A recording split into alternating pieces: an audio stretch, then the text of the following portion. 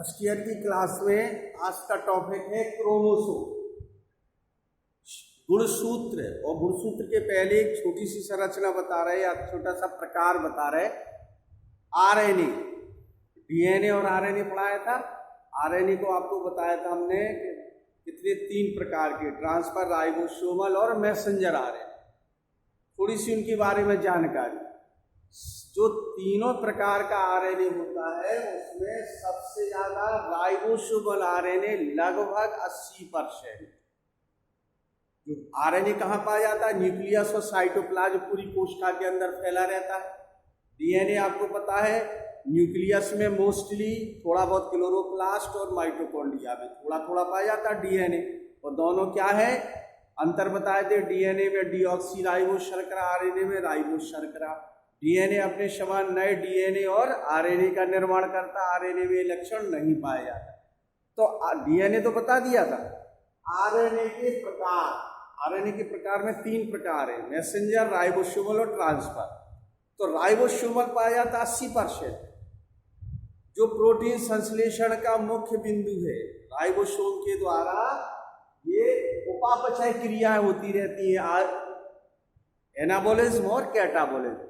और जो दूसरा मैसेंजर और ट्रांसफर आरएनए है, ये केवल 10% पाया जाता है। अणुभार इनका सामान्य होता है और ये कोई अमीनो एसिड की क्रिया करता है, कोई ट्रांसफर आरएनए मटेरियल का आदान प्रदान करता रहता है, इधर की उधर। कुल मिला के ये आरएनए पूरी कोशिका में केंद्रक द्रव और कोशिका द्रव में आवागमन करके पूरी क्रियाओं को व्यवस्थित बनाए रखते हैं। कौन? आरएनए। कौन से? ये मुख्य 2 प्रकार के, मैसेंजर आरएनए और ट्रांसफर आरएनए। राइबोसोमल आरएनए कार्य में लगा रहा, देख चुकी है, हमने बताया कितना पाया जाता, 80%। ये इसी प्रकार से डीएनए के अवस्थाएं, ए डीएनए, बी डीएनए, सी डीएनए और जेड डीएनए। इनमें न्यूक्लियोटाइड की संख्या होती है, वो भी एक आध दिन हम पूरा बता देंगे। लेकिन आज पढ़ रहे हैं लोग क्रोमोसोम। ये जो चित्र बना हुआ है क्रोमोसोम,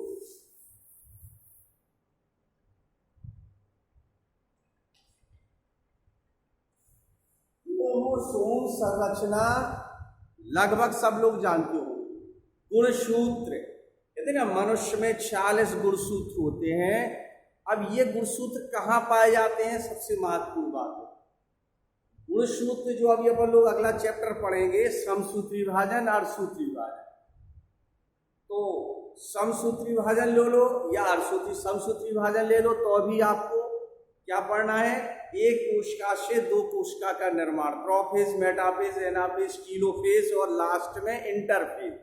इन अवस्थाओं के द्वारा एक कोशिका 2 कोशिकाओं में बदल जाती है। लेकिन पहले क्या बदलता है? केंद्रक, कोशिका के अंदर केंद्रक होता है वो बदलेगा। तो ये कैरियोकाइनेसिस है। और जब 2 केंद्रक एक कोशिका में हो जाएंगे तो कोशिका स्वतः 2 भागों में डिवाइड हो जाएगी, वो क्या हो जाएगा? साइटोकाइनेसिस। तो केंद्रक किस चीज का विभाजन करता है? इसमें 5-6 स्टेज होती हैं, प्रोफेज, मेटाफेज, एनाफेज, टीलोफेज और इंटरफेज। जो इंटरफेज अवस्था होती है पहली अवस्था होती है। और अगर ये हम बात करें तो ये कोशिका है, मान लीजिए इसमें थ्रेड डला रहता है, ऐसा थ्रेड डला रहता है। इस थ्रेड को बोलते हैं अपन लोग क्रोमेटिन, क्रोमेटिन धागे।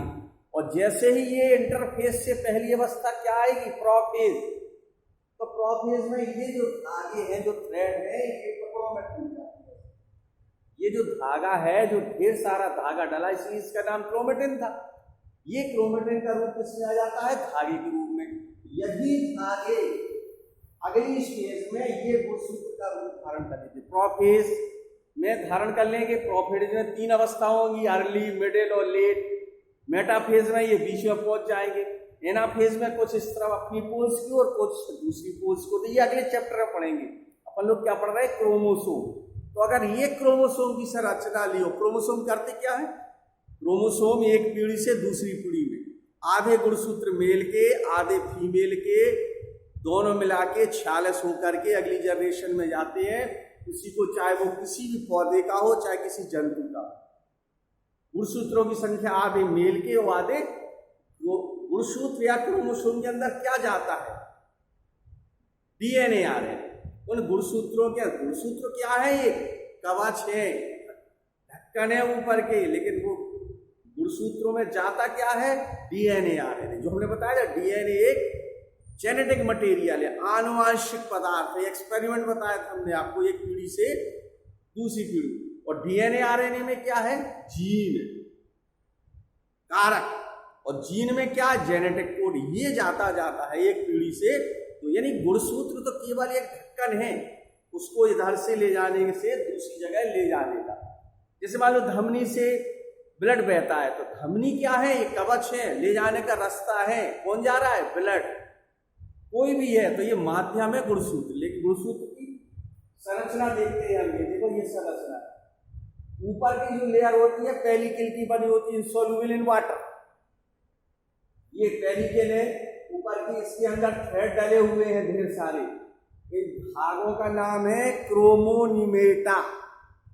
ये मैट्रिक्स बना है इसके अंदर, मैट्रिक्स।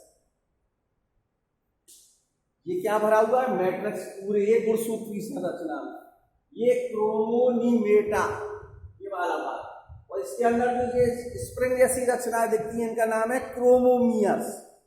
क्रोमोनिमेटा, क्रोमोमियर्स। और ये सेंट्रोसोम। सेंट्रोसोम हमने आपको क्या बताया था? जब ये कोशिका दूसरी कोशिका में, ये कोश ये है, ये यहां से आगे गुणसूत्र इस तरफ जाएंगे, तो ये जो थ्रेड बन रहा है, रास्ता दे रहे हैं गुणसूत्रों को, ये क्या है? सेंट्रोसोम। सेंट्रियोस में डिवाइड हो जाता है, बैलगाड़ी के पहिए के समान संरचना होती है। फर्स्ट कॉन्सेक्टर है, ये सैटेलाइट है, सेकंड कॉन्स्ट्रक्शन है, और ये क्या है? सैटेलाइट। ये संरचना है क्रोमोसोम। गुणसूत्र की क्या क्या है? ऊपर की लेयर का नाम पेलिकल। जो पेलिकल नहीं होगी तो वो खुल जाएंगे, नष्ट हो जाएगा, अंदर का मटेरियल नष्ट हो जाएगा। कहां से? क्रोमोमियर्स द्वारा डीएनए आरएनए जाएंगे। पेलिकल्स, ये जो धागा दिख रहा है डबल ट्रिपल बॉन्ड में, ये क्रोमोनिमेटा। ये तरल पदार्थ क्या है? मैट्रिक्स, सभी में भरा हुआ। क्रोमोमियर्स, सेंट्रोसोम, ये सेंट्रोमियर, ये स्पॉट दिख रहा है, ये सेंट्रोमियर। सेंट्रोमियर हो गया इसका, ये सैटेलाइट है, ये सेकंड कॉन्स्ट्रक्शन, पहला जोड़ का स्थान, दूसरा जोड़ का स्थान। तो ऐसे एक प्रकार की संरचना है किसकी? क्रोमोसोम की। अब अनेक जंतु और पौधों में इनका संख्या अलग अलग होती है, जरा सुन लीजिए। जैसे उदाहरण के लिए फूल गोभी, फूल गोभी में 18 गुणसूत्र होते हैं, मूली में 18, पपीता में 18, मूंगफली में 40 गुणसूत्र होते हैं, कपास में 52, प्याज में 16 है, चावल में 24 गुणसूत्र, गन्ना में 80 गुणसूत्र, चीड़ में 24 गुणसूत्र। आपको जंतुओं के मच्छर में 6 क्रोमोसोम होते हैं, ध्यान रखना। मच्छर जो सबसे छोटा होता है, 6-7 दिन जीवन काल होता है, 6 क्रोमोसोम। घरेलू मक्खी में 12 गुणसूत्र होते हैं, शहद की मक्खी में 32 गुणसूत्र होते हैं। अगली साल ये डिटेल मिलेगा। कबूतर में 80 क्रोमोसोम, बिल्ली में 36 क्रोमोसोम, कुत्ता में 78 क्रोमोसोम, खरगोश में 44, गाय में 60 क्रोमोसोम, सुअर में 40, और मनुष्य में सबको पता है 46। इतने विभिन्न, हर जंतु, हर पौधे में गुणसूत्रों की संख्या अलग अलग और अलग अलग आकार के होते। कोई वी शेप्ड, कोई यू शेप्ड, कोई एल शेप्ड, कोई आई शेप्ड, कई आकार के होते हैं। तो अगर हम मनुष्य की बात करें तो मनुष्य में ये क्या क्या आकार हैं, ये नाम लिखे हमने। ईरोसेंट्रिक, एकोसेंट्रिक, सब मेटासेंट्रिक और मेटासेंट्रिक, 4 प्रकार के होते हैं। क्या क्या है? ईरोसेंट्रिक, एक्रोसेंट्रिक, सब मेटासेंट्रिक और मेटासेंट्रिक। 3-4। टीलोसेंट्रिक का मतलब क्या? ये सेंट्रोमियर है और ये एक भुजा है। तो जो पहला वाला है टीलोसेंट्रिक, इसमें सेंट्रोमियर और एक भुजा होगी क्रोमोसोम। एक्रोसेंट्रिक में दूसरी छोटी भुजा, और पहली क्या है? छोटी भुजा, तो दूसरी लंबी भुजा हो जाएगी। ये कौन सा हो जाएगा? एक्रोसेंट्रिक। सब मेटासेंट्रिक में एक और दोनों भुजाओं में अंतर देखिएगा, यानी एक छोटी और एक बड़ी, आपको स्पष्ट दिखाई देगा। और लास्ट में ये दोनों भुजाएं कैसी होंगी? समान होंगी। तो टीलोसेंट्रिक, एथ्रोसेंट्रिक और मेटासेंट्रिक, और ये सेंट्रोमियर है, स्पॉट दिख रहे हो, ये सेंट्रोमियर है। सेंट्रोमियर के अनुसार क्रोमोसोम का आकार भिन्न भिन्न होता जाता है और लास्ट में एक दूसरी दोनों भुजाएं, जो गुणसूत्रों की दोनों भुजाएं में आपको बताई थी ना, ये सेंट्रोमियर होता है और ये उसकी भुजाएं होती है क्रोमोसोम की। तो इस प्रकार से ये कितने प्रकार हुआ, 4 प्रकार का। क्या क्या होगा, टीलोसेंट्रिक, एथ्रोसेंट्रिक, सब मेटासेंट्रिक और मेटासेंट्रिक, ये गुणसूत्रों के प्रकार हैं ये। अब इसके बाद थोड़ा सा और आगे बढ़ते हैं, न्यूक्लियोसोम की संरचना, और इसके बाद और भी है इसमें क्रोमोसोम के पहले कार्य और पढ़ लेते हैं, इसके बाद कुछ और आगे बताएंगे क्या क्या काम करते हैं गुणसूत्र। गुणसूत्र के फंक्शन की दृष्टि से तुम लोग थोड़ा बहुत तो जानते होगे कि क्रोमोसोम का काम क्या है। डीएनए, आरएनए, जेनेटिक मटेरियल को एक पीढ़ी से दूसरी पीढ़ी में ले जाना सबसे प्रमुख कार्य होता है। और कुछ अंतर दूसरा जरा बताइए।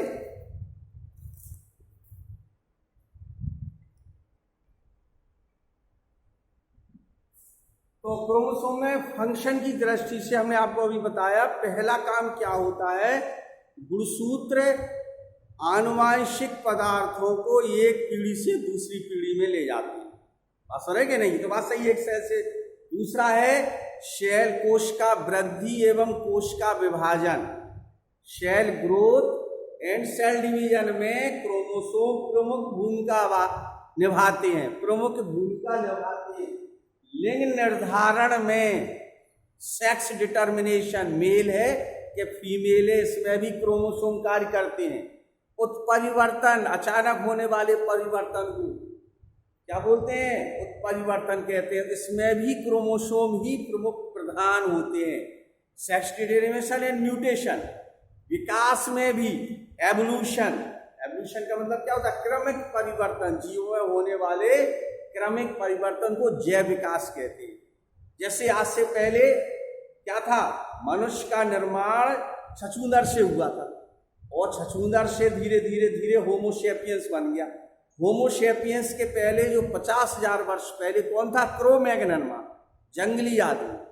क्रो-मैग्नन के पहले था पेकिंग, जावा, निएंडरथल, रामापिथिकस, ये ढेर सारी जनरेशन, लीमर, लॉरस, टॉरस, इतनी वेराइटी, हर वेराइटी लाखों वर्ष तक चली।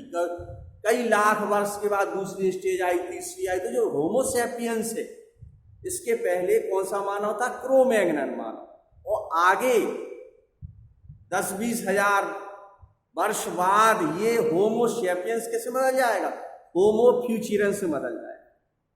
तो ये क्रम लगातार, ऐसा नहीं कि अपन को लगता है कि कोई परिवर्तन नहीं हो रहा है, हर पीढ़ी में धीरे धीरे धीरे धीरे वो दिखाई नहीं देता, क्रमिक होने वाले क्रमिक परिवर्तन। ये नहीं कि एक छोटा बच्चा बड़ा हो गया, ये नहीं है परिवर्तन। परिवर्तन आप देखेंगे 50-60 पीढ़ियों में थोड़ा सा दिखेगा कि ये परिवर्तन है, ये परिवर्तन है।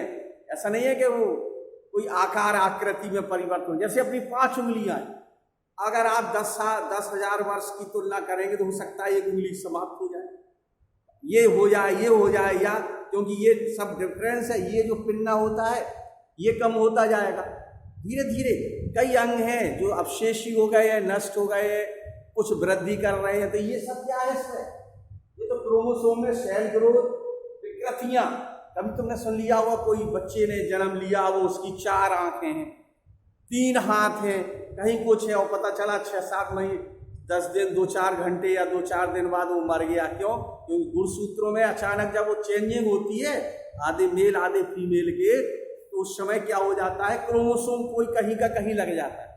लगना उसको पैर की जगह है, वो खोपड़ी में लग जाए, असर है आंख की जगह लगना है गुणसूत्र को, अचानक कुछ गड़बड़ हो गया, शरीर में परिवर्तन आ गया, गिर गए, पड़ गए, कुछ हो गई विशेष स्थिति, वो दूसरी जगह लग गया, बस विकृति आ गई। तो ये कई प्रकार के फंक्शन है किसके, क्रोमोसोम।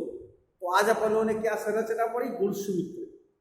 पौधों में संख्या बताई, जंतु में संख्या बताई, इसके बाद ये प्रकार बताए, एक्रोसेंट्रिक, टीलोसेंट्रिक, सब मेटासेंट्रिक, मेटासेंट्रिक, और गुणसूत्रों के कार्य क्या है। ये टॉपिक अलग से है, कभी कभार आ जाता है। अब कुछ और भाग देखेंगे, इसमें न्यूक्लियोसोम हुआ, और भी कुछ है छोटे से पार्ट देख लेंगे। इसके बाद फिर अगला जो चैप्टर होगा वो शायद वो कार्बोहाइड्रेट वाला हो, कार्बोहाइड्रेट, प्रोटीन, वसा, इसको भी 1-2 दिन में निपटाएंगे और आगे बढ़ेंगे। थोड़ा सा अध्ययन किया करें आप लोग।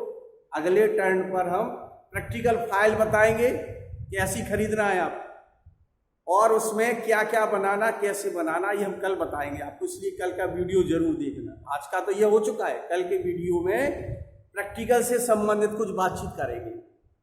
फाइल, और फाइल में कैसे फिगर बनाना, कैसे कैरेक्टर लिखना है और क्या क्या लिखना है, ये कल की बात होगी।